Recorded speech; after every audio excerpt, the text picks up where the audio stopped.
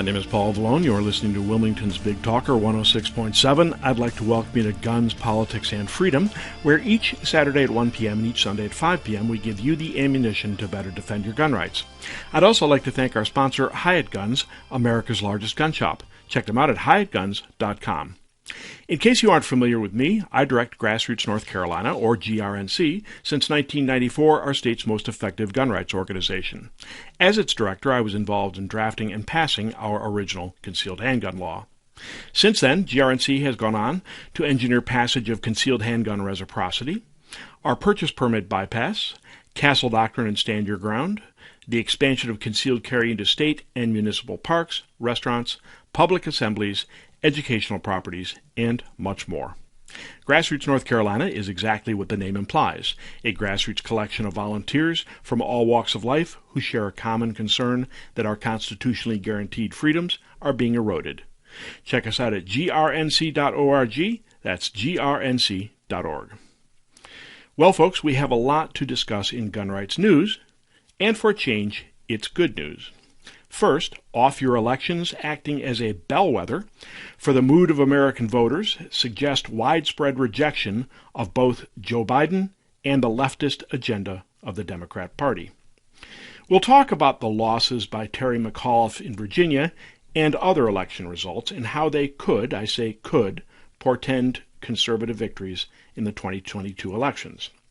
We'll also talk about the seminal case New York State Rifle and Pistol Association versus Bruin, which was argued on Wednesday in the Supreme Court of the United States, and what victory there could mean for your gun rights. And let me tell you, several conservative justices on the court seem to take a dim view of the arguments of New York in trying to defend its restrictive concealed handgun permit law. But first, I just want to say, let's go, Brandon. Yep, that's the meme sweeping the country. Most of you have probably heard it. I mean, hell, a Southwest Airlines pilot is facing disciplinary action for saying it in an announcement to passengers. And many of you probably know what it means. But for the few people left who are not slaves to the internet, let's go through it, shall we? It seems that on October 2nd, NASCAR driver Brandon Brown won his first Xfinity Series race and was being interviewed by NBC reporter Kelly Stavist. In the background, some in the crowd can be heard chanting, F Joe Biden. Now, whether accidentally or deliberately, Stavist kind of misunderstood. So she says, and I quote, "You can hear the chants from the crowd, 'Let's go, Brandon.'" So now, "Let's go, Brandon" has become a polite way to say F Joe Biden, and I'm happy to say it's sweeping the country. In fact, I just ordered Let's Go Brandon wrapping paper for Christmas. So I ask you to join traditional Americans in wishing Brandon the best. Let's go, Brandon. Oh yes, speaking of Let's Go, Brandon, if you still harbor the illusion that the left favors freedom of speech, writing in MOland.com, John Crump reports that NBC News, when it encountered Palmetto State Armory in South Carolina selling Let's Go Brandon stripped lower receivers for AR-15s, they called the Secret Service. Yes, unfortunately you heard that right. NBC News tried to sic the Secret Service on Palmetto State Armory for having the audacity to sell Let's Go Brandon AR-15 lower receivers. In its continuing effort to propagandize the American public, of course, NBC described the rifles being thus inscribed as assault rifles. Never mind that the military assault rifles are fully automatic weapons, generally unavailable to the public since 1934. NBC would never let such a propaganda opportunity go to waste. While simultaneously this media bastion of free speech attempted to get PSA prosecuted for free speech. It gets even more bizarre when the reporter who wrote the NBC hit piece, Ken Delanian, responded to a user on Twitter by stating, and I quote, "I called the Secret Service to ask whether they consider F. Joe Biden emblazoned on an assault rifle to represent a security threat to the president, which I think is a reasonable question. Ignoring for a moment that F. Joe Biden is not what the PSA lower receivers said, nor, for that matter, are they assault rifles. But never mind, never let it be said that the left has any sense of humor whatsoever.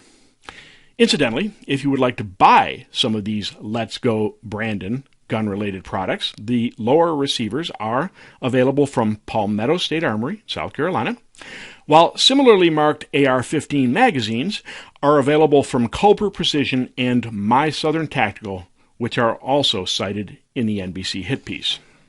Oh, and speaking of the federal government trying to quash your rights, how about having the FBI use the Computerized National Instant Background Check System, or NICS, to monitor law-abiding citizens on the premise that they might commit a crime? Writing in AmmoLand.com, John Crumpet describes a Freedom of Information Act request, a FOIA request, by Gun Owners of America, which found that in May of 2020, the ATF was monitoring the firearms purchases of 525 people using NICS. That number has exploded to 826 individuals as of April 2021. These totals put the number of law-abiding Americans monitored by the federal government for practicing their Second Amendment rights at over 1,000 people. The FOIA request did not explain why the FBI and the ATF have chosen to monitor these particular gun owners. Said Eric Pratt, the executive director of Gun Owners of America, and I quote, "It's outrageous that our government is spying on law-abiding gun owners who have committed no crimes. Congress needs to rein in the ATF and put a stop to this immediately. This is like the movie Minority Report, where the government targets those who might commit a crime. There are multiple problems with what the ATF is doing here, but let me use an analogy that even anti-gun leftists should comprehend. What would they have said if the Trump administration had spied on illegal aliens on the premise that they might vote in an election? Nancy Pelosi and Chuck Schumer would have been calling for impeachment hearings. Gun Owners of America and AmmoLand.news have vowed to keep digging until they uncover the entire story. Elsewhere, states are increasingly striking back against woke politics from banks that are bent on subverting the Second Amendment by discriminating against firearms-related businesses. This from A.W.R. Hawkins, who was writing in Breitbart News. Most recently, Republican Attorney General Jeff Landry of Louisiana sent a letter to J.P. Morgan Chase letting the company know it will not be an eligible state infrastructure underwriter unless it pledges to avoid policies that restrict or discriminate against Second Amendment rights. Landry said in the letter, and I quote, "Your recent testimony before the United States House of Representatives Financial Services Committee on May 27, 2021, has called into question your ability to do business in several states, including Louisiana. In this testimony, you stated the following in response to a question from Representative Madeleine Dean, and I quote, "We do not finance the manufacture of military-style weapons for civilian use." Citing applications J.P. Morgan Chase made to underwrite Louisiana infrastructure projects, Landry noted that J.P. Morgan claimed to have no policies restricting or infringing constitutionally protected Second Amendment rights in 2020, but believes the company, quote, "may wish to reconsider its certification to the Bond Commission. On August 16, 2018, Breitbart News noted that Landry and the state's bond commission denied $600 million to Citibank and Bank of America over the gun control stance adopted by both companies. Louisiana isn't alone in standing up to discriminatory policies. The Texas legislature passed and Republican Governor Greg Abbott signed into law the, and I quote, Firearm Industry Non-Discrimination Act, or the FIND Act, which prohibits corporations from profiting from Texas tax dollars and using those profits to fund efforts to deny those same taxpayers their Second Amendment rights. The law already cost J.P. Morgan Chase the $3.3 billion it underwrote in bonds in 2020 now that it is denied from doing so this year. Similar legislation is being offered in several states, and I'm happy to say Grassroots North Carolina plans to do so here in the next session of the legislature. Right now, you are listening to Guns, Politics, and Freedom on Wilmington's Big Talker. We're going to take a short break, after which we will return to discuss the seminal case New York State Rifle and Pistol Association versus Bruin, recently heard by the Supreme Court, with a decision due this summer, and what it will mean for your gun rights.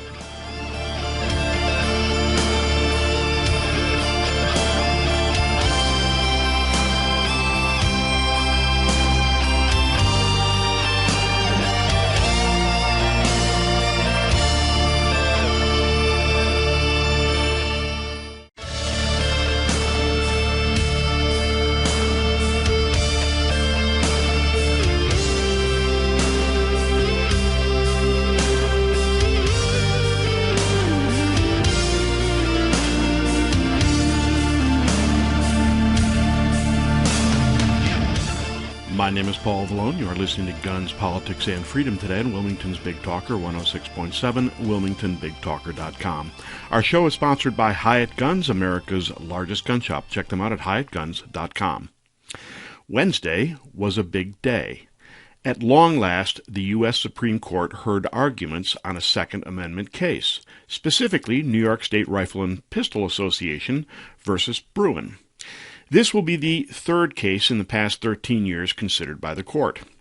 The first was D.C. versus Heller, in which the court affirmed an individual right to arms. The next was McDonald versus Chicago, which incorporated the Second Amendment, assuring it would apply not only to the federal government, since the District of Columbia in Heller is a federal entity, but it would also apply to state laws. And Second Amendment advocates have high hopes that this may end treatment of the Second Amendment by courts as what Clarence Thomas once lamented to be a second-class right. And for whatever reasons, the High Court has been loath to take another Second Amendment case. Just last June, the court denied writs of certiorari, denying to hear, that is, no fewer than 10 cases, including at least one, which raised exactly the same question that the Bruin case does. Leading court watchers, such as Adam Winkler, a law professor at the UCLA School of Law and author of Gunfight, The Battle Over the Right to Bear Arms in America, leading him to conjecture that increasingly centrist Chief Justice John Roberts might not be with them on future Second Amendment cases. But of course they refused those cases before Donald Trump appointed Amy Coney Barrett to the court. And Barrett's track record in the Court of Appeals was that of a Second Amendment supporter.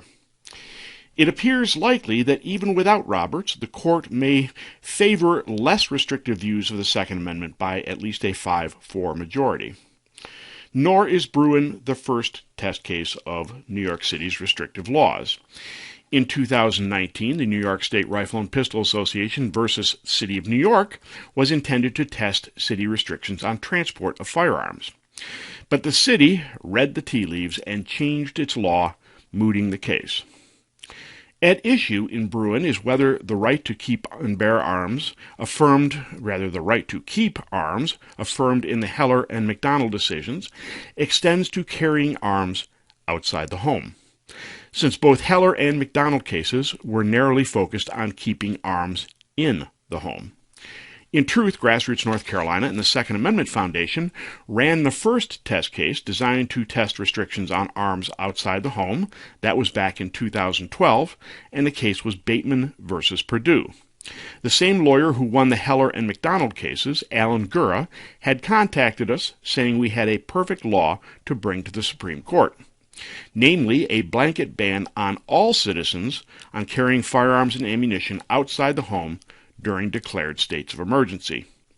In other words, during a riot or looting, you were banned from carrying a firearm for self-protection just when you needed it most. At issue was the town of King in Stokes County, which had posted its entire town against firearms in advance of an impending snowstorm. Yes, snowstorm. Ironically, not long after, then-Governor Beverly Perdue declared a statewide state of emergency in advance of a hurricane on the opening day of dove hunting season, making criminals out of thousands of dove hunters. The bad news is that we won the case when Judge Malcolm Howard in U.S. District Court for the Eastern District of North Carolina ruled that North Carolina's state of emergency blanket gun ban was in fact unconstitutional under the Second Amendment. I say bad news because the state, reading the tea leaves, chose not to appeal its loss, meaning that the case never went to the Supreme Court to become precedent-setting law. The good news is that it did, however, allow Grassroots North Carolina to go back to the legislature the following year and repeal the now unconstitutional state of emergency gun ban. So the next time there's a riot in Charlotte, which has happened repeatedly since we repealed the law, you can thank Grassroots North Carolina and the Second Amendment Foundation for your ability to carry firearms for self-protection. Incidentally, we should also note that GRNC joined the Second Amendment Foundation and several other organizations in an amicus curiae, or friend of the court brief, in the Bruin case as well. To give you a feel for the importance of the case, there are over 80 amicus briefs filed in the case, including the Biden administration, which, as you might expect, supports New York's restrictive law. So it took another 9 years for a case on bearing arms outside the home to finally be granted cert by the Supreme Court. In this case, at issue is New York City's notoriously restrictive concealed handgun permit system, a system in which getting a permit requires lots of time, connections, and money. And more importantly, you must demonstrate a specific need for a permit. Specifically, New York requires people to show a proper cause for carrying concealed handguns, including an actual rather than speculative self-defense need to receive permission from a state firearms licensing officer.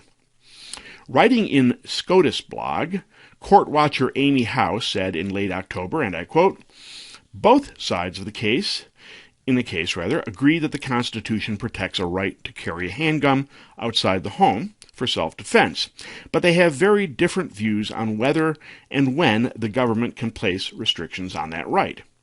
The court's decision is likely to be a major ruling on gun rights, and it could hinge on the justice's view of the history of gun rights in England and the United States, a history that, like the right itself, the parties to the case hotly dispute." I would interject here that even that an agreement that exists, that there exists a right to carry firearms outside the home, is a far cry from the 1990s, when handgun control, the media, and leftist politicians were insisting that there was no individual right to keep and bear arms, that the Second Amendment affirmed only a collective right of states to form militias such as the National Guard. We have come a long way. Arguing for the petitioners in this case is Paul Clement, formerly Solicitor General in the administration of George W. Bush. Arguing for the City of New York are New York Solicitor General Barbara D. Underwood and Brian H. Fletcher from the U.S. Justice Department. And if the questions asked by the court's conservative majority are any measure, it didn't go well for the City of New York. In response to the city's requirement to demonstrate a specific need for a permit, Justice Brent Kavanaugh asked, quote, "Why isn't it good enough to say I live in a violent area and I want to defend myself?" When the topic arose that permits were easier to get in rural parts of New York State than in the city, even the more centrist Chief Justice Roberts scoffed how many muggings take place in the forest. Meanwhile, Justice Samuel Alito asked why only celebrities, state judges, and retired police officers should be able to carry concealed guns and not ordinary citizens. Alito also noted that there were already people illegally carrying guns on subways and streets, asking, quote, "But the ordinary, hard-working, law-abiding people, they can't be armed?" Ostensibly liberal justices on the court, I use that word advisedly. They're not liberal at all, but liberal justices on the court engaged in the usual leftist hand-wringing about the dangers of carrying guns, of course, but they are in the decided minority. Before you start celebrating permitless constitutional carry throughout the land, however, understand that there is a distinct possibility, even a probability, that the conservative majority will rule more narrowly, potentially striking down the most restrictive laws, such as in not only New York, but also California, Hawaii, Maryland, Massachusetts, and New Jersey, while leaving intact less restrictive shall-issue laws like ours here in North Carolina. So the question becomes, even presuming the conservative majority of the Supreme Court strikes down the New York restrictions, what will remain? And that is the question we will address in the next segment of today's show, not from my ignorant speculation, but in excerpts from the blog of Amy Howe, who served as counsel in over 24 cases at the Supreme Court, taught Supreme Court litigation at Stanford Law School and Harvard Law School, and graduated from our own University of North Carolina at Chapel Hill. It will be her analysis that we take a look at. Right now, we're going to take a short break. You are listening to Guns, Politics, and Freedom on Wilmington's Big Talker. After our break, we will examine how much, if anything, we can expect to gain from the Bruen case when the Supreme Court renders its decision, which is expected by next summer.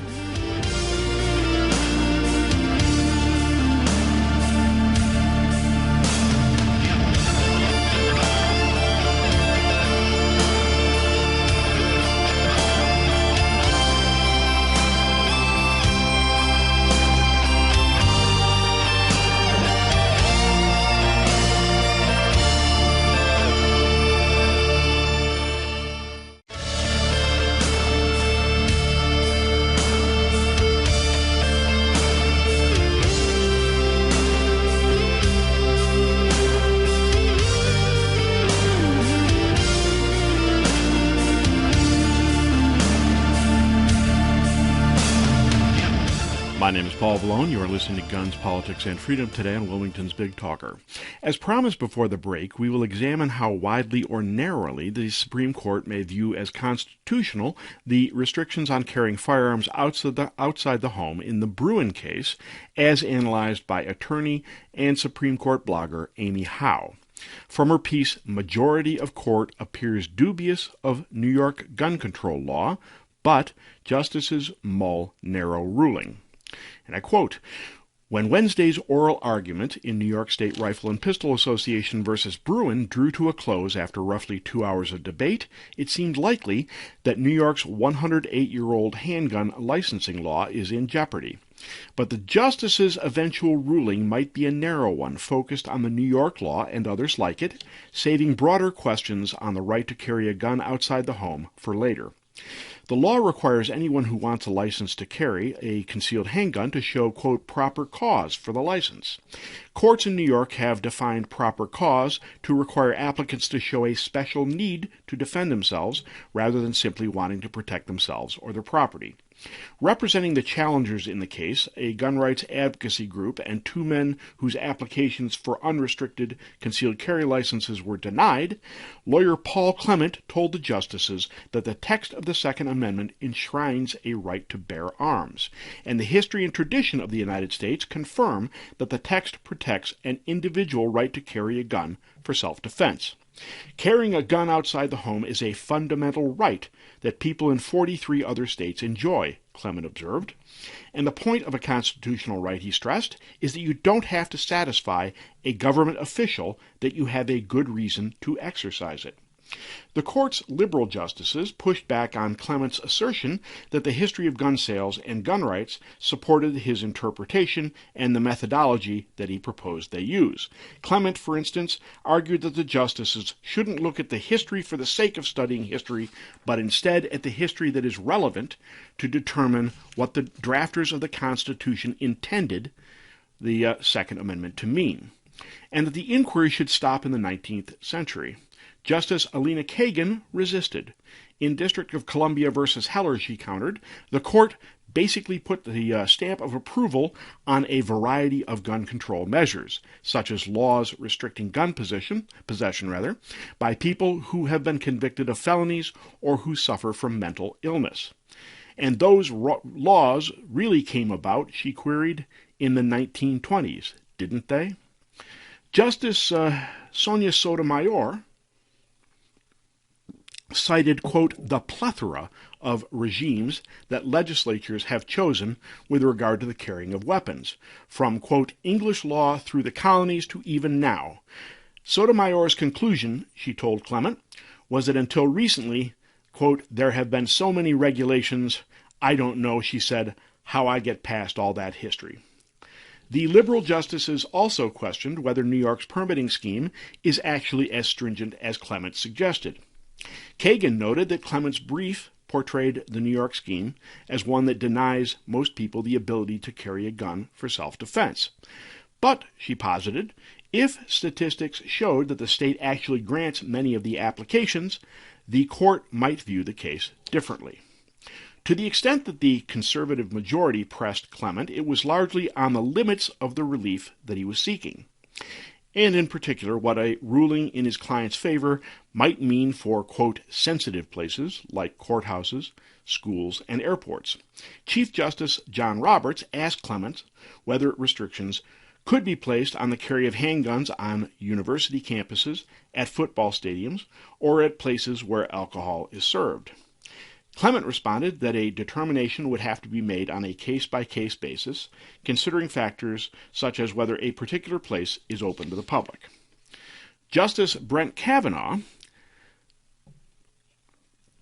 stressed the question before the court is limited to the constitutionality of the New York permitting scheme.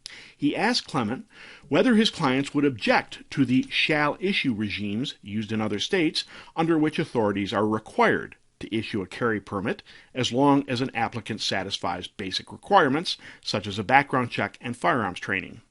Clement acknowledged that as a general matter they would not object.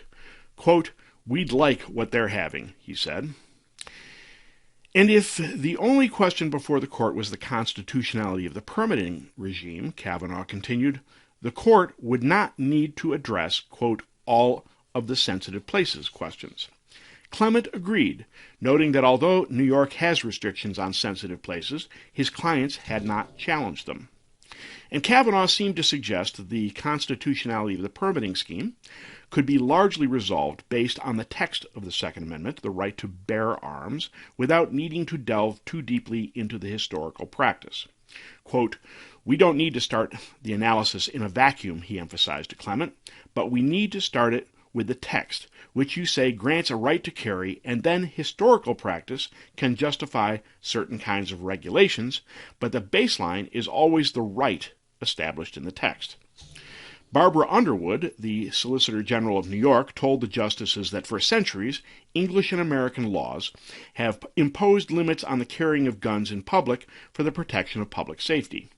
New York's law fits well within the tradition of regulating public carry, she argued. Brian Fletcher, the Principal Deputy Solicitor General of the United States, argued in support of New York on behalf of the Biden administration, and he similarly emphasized the history of gun regulations. Fletcher listed various 19th century state laws that he characterized as analogous to the New York law. Several of the court's conservative justices took issue with the state's rationale for granting unrestricted licenses to carry handguns more often in less densely populated areas on the ground that disputes are less likely to break out. Roberts was dubious, and he peppered Underwood with questions. The court's ruling in District of Columbia versus Heller, he pointed out, relied on the right to self-defense. Wouldn't, he asked, someone have a greater need for self-defense in a higher density area? When Underwood responded that New York wanted to protect the right to self-defense but also protect public safety, Roberts pushed back again. He said he can understand a regulation prohibiting guns in a football stadium, but the right to protect oneself would be greater in a high-crime area. Quote, how many muggings take place in a forest? Roberts asked. Justice Clarence Thomas questioned where New York draws the line between higher and lower density areas. How rural, he asked, does the area have to be before your restrictions shouldn't apply? When Underwood responded that there wasn't a cutoff, but that unrestricted licenses are, quote, much more readily available in less densely populated areas, Thomas retorted that one of the challengers, Robert Nash, lives in a quite low-density area. Samuel Alito probed New York's requirement that an applicant for an unrestricted concealed carry license show a, quote, non-speculative, as Underwood put it, need to defend himself. Alito described workers in Manhattan, nurses, dishwashers, orderlies, doormen, who don't have criminal records, but do have to take public transportation and then walk to their homes late at night, quote, through a high-crime area. Even if there have been a lot of muggings in their neighborhoods, Alito said, they would not be able to get a concealed carry license under the current regime. How, he asked, is that consistent with the core right of self-defense, which is protected by the Second Amendment? Kavanaugh followed up with a similar question. Why, he asked Underwood, isn't it good enough to say I live in a violent area and I want to be able to defend myself? Underwood's response, that an applicant's claims, quote, are examined by a licensing officer who can presumably consider an applicant's entire situation, prompted Kavanaugh to voice another concern. If the official who determines whether to issue the license has discretion in making that decision, Kavanaugh suggested, that seems inconsistent with an objective constitutional right. Roberts made a related point in questioning Fletcher. He told Fletcher that, quote, with other constitutional rights, the Constitution, quote, gives you that right, and if someone's going to take it away from you, they have to justify it. Why, Roberts asked, should citizens need to prove that they are entitled to or have a special need to exercise their constitutional right to carry guns outside the home for self-defense? Fletcher stood firm, telling Roberts that such an argument, quote, assumes the conclusion.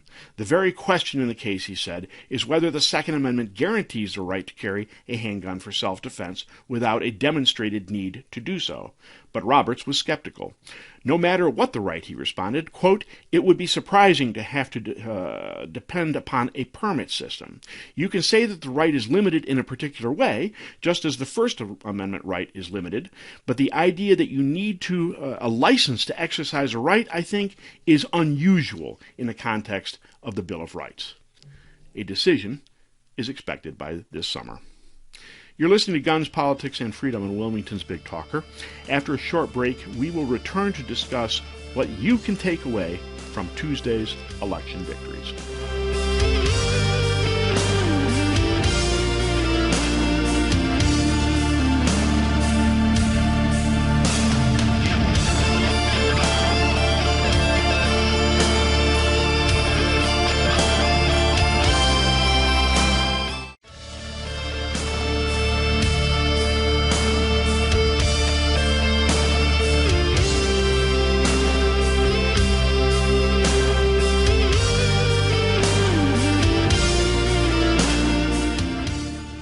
My name is Paul Vallone. You are listening to Guns, Politics, and Freedom today on Wilmington's Big Talker, 106.7, WilmingtonBigTalker.com. Our show is sponsored by Hyatt Guns, America's largest gun shop. Check them out at HyattGuns.com. Chalk one up for the racist dog whistle, eh, folks? You see, Virginia's arcane political system holds off your elections for governor and for state-level offices. And racist dog whistle is how both Barack Obama and Democrat candidate for Virginia Governor Terry McAuliffe dismissed voters' concerns about indoctrinating school children with the Marxist manifesto called Critical Race Theory, which of course teaches that all white people are racist oppressors, and that in order to eliminate what they claim is systemic racism, we need to eliminate things like, merit-based advancement in society. That, in other words, we need to tear down Western society entirely and start over with a Marxist model that has worked so well in other parts of the world. Yep, a racist dog whistle. Like leftists do, they tried every lie in the book. First, McAuliffe claimed that critical race theory wasn't being taught in Virginia schools. Then the Biden administration doubled down on that when White House Deputy Press Secretary Karine Jean-Pierre said, and I quote, "We need to be honest here about what's going on. Republicans are lying. They are not being honest. They are not being truthful about where we stand. And they're cynically trying to use our kids as a political football." Nope, nothing to see here, folks. Move along. It's Republicans who are lying to you. I mean, it must be true because the White House says so, right? But then Christopher Rufo, a writer for City Journal who is active in exposing critical race theory, posted images of Virginia Department of Education documents from 2015 and 2019 promoting critical race theory for use in public schools. Since we're talking about a racist dog whistle, please allow me to quote Scooby-Doo. Ruh-roh. So then they tried the Donald Trump boogeyman lie. Now, in truth, Glenn Youngkin is a bit of a rhino. That's a Republican, not in name only. He's a centrist. But no. He's Donald Trump, and he's going to make Virginia like, God forbid, Texas. Donald Trump is even here campaigning in person with Glenn Youngkin. Oh, wait, he's not? Trump never campaigned with Youngkin? Once again, ruh-roh.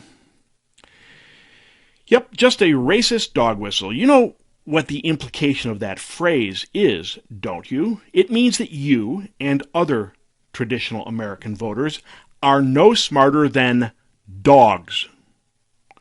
Yes, folks, it's the basket of deplorables thing all over again. Because after all, that's what the left thinks of you. You're too stupid to run your own life, much less the country. They, the enlightened, must therefore run it for you. Oh, what a burden it must be for them. And of course, the fact that you're too stupid to decide what your kids learn in school means that lying to you is perfectly acceptable. This is straight Saul Alinsky stuff, folks. The ends justify any means. Well, if the many lies of the left are just a racist dog whistle, on Tuesday, voters delivered a coordinated message to Democrats. Woof! Because traditional Americans responded to that so-called racist dog whistle and bit Democrats in the ass.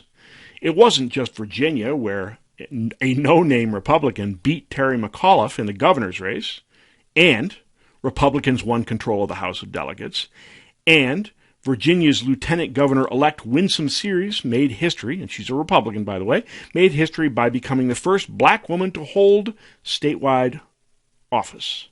Sears, by the way, is a former Marine who posed with an AR-15 and vocally opposes gun control.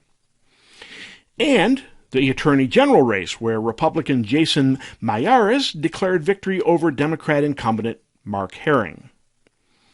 Nope, not just Virginia. In the Democrat stronghold of Buffalo, New York, a write-in candidate beat the Democrat nominee. That would be so-called Democratic Socialist India Walton, who is golden girl for none other than Alexandria Ocasio-Cortez herself. Then we had New Jersey, another Democrat bastion, where New Jersey's longtime state Senate president, Democrat Steve Sweeney, lost re-election to Edward Durr, a furniture company truck driver who spent a grand $153 on his campaign. Then we have the New Jersey governor's race, where Republican Jack Ciattarelli refuses to concede to incumbent Governor Phil Murphy, having come within a single percentage point of unseating him. Elsewhere in the red wave were judicial victories in Pennsylvania. A Democrat Texas House seat flipped to Republican. Minneapolis voting no on abolishing police. A New Hampshire mayoral flip. A Trump-endorsed Republican who won an Ohio state seat, despite President Biden endorsing the Democrat. And we could go on. I mean, Yahoo News says that the red wave even hit bluer than blue New York City, where Republicans won seats on the city council. The big question after this off-year election is what the takeaway is. What does it mean for the bigger 2022 elections? Well, according to the Associated Press, and others, of course, it's all about Donald Trump. What is it about leftists and their obsession with Trump? But yeah, that's what they say. They say Youngkin did it right by not getting too tight with Trump, but not dissing him either. That, they say, is what Republicans must do in 2022. Of course, that ignores the fact that a Democratic socialist got her ass handed to her in a Democrat stronghold where Trump played no role whatsoever. Or that Trump-endorsed candidates in Ohio and elsewhere won the day. I guess the real takeaway here is don't take election advice from leftists. Just saying. Now, the takeaway is that America is still America. Voters rejected socialism. And with it, they rejected Marxist indoctrination in schools. They rejected the free flow of not only illegal aliens, but fentanyl terrorists and gang members over the southern border. They rejected Democrats controlling you with vaccine mandates. They rejected foreign policy that snatched defeat from the jaws of victory in Afghanistan and is determined to do the same with Iran.